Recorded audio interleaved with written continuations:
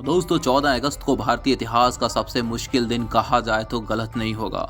इस दिन भारत का भूगोल, समाज और संस्कृति सबका बंटवारा हो गया था। 14 अगस्त 1947 को ही पाकिस्तान अस्तित्व में आया था। इसी दिन पाकिस्तान को स्वयंभू राष्ट्र का दर्जा मिला था। पाकिस्तान 14 अगस्त को ही अपना स्वतंत्रता दिवस मनाता है। दोस्तों अगर आप भी हमारे चैनल पर नए हैं तो कृपया चैनल को सब्सक्राइब करें और वीडियो को लाइक करें।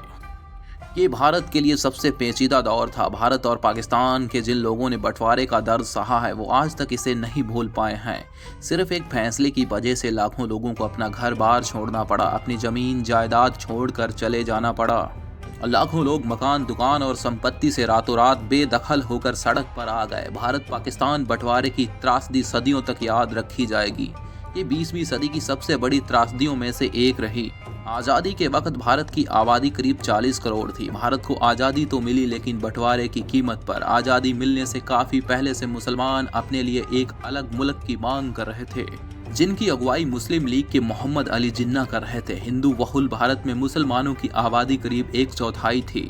भारत देश ने झेला सबसे बड़े विस्थापन का दर्द।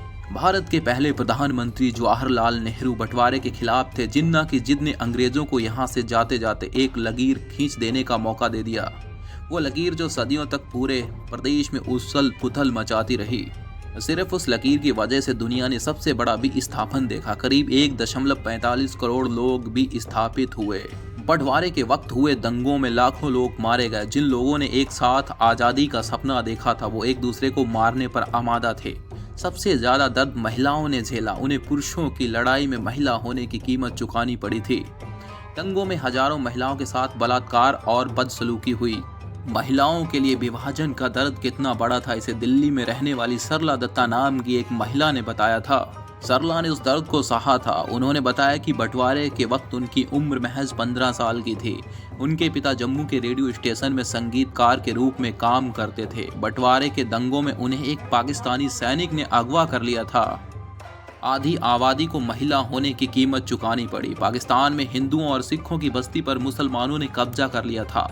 उन्हें वहां से चले जाने की धमकियां मिल रही थीं। सरला दत्ता ने बताया कि जब वे लोग भागे तो उन्होंने खेतों में कई बच्चों को पड़े देखा जो रो रहे थे। पुरुष अपने बच्चों को छोड़ दे रहे थे और महिलाओं को ये डर था कि अगर वो तेजी से नहीं चली तो पीछे छूट जाएंगी। बहुत सी महिलाएं कमजोर थीं। इंसानियत बिल्कुल खत्म हो गई थी।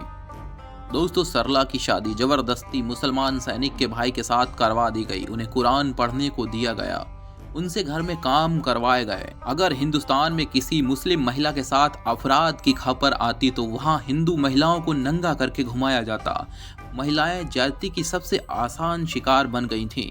बिना सोचे समझे हो गया बंटवारा। भारत पाकिस्तान का बंटवारा बिल्कुल अफरा तफरी में हुआ था। भारत के अंतिम governor general Lord Mountbatten Britain जल्दबाजी में बंटवारे को अंजाम दे गए। उन्हें किसी तरह से ब्रिटिश सैनिकों को भारत से निकालने की जल्दबाजी थी। भारत और पाकिस्तान के बीच बंटवारे की लकीर खींचने वाले सिरिल रेडक्लिफ को यहाँ के बारे में बिल्कुल जानकारी नहीं थी। वो बंटवारे से कुछ हफ्ते पहले ही भारत आए थे। उन्होंने बिना धार्मिक और सांस्कृतिक विचार मन में लाए दो मुल्कों के बीच एक लकीर खींच दी। इसने हिंदुओं और मुसलमानों के बीच ना खत्म होने वाली दीवार बना दी।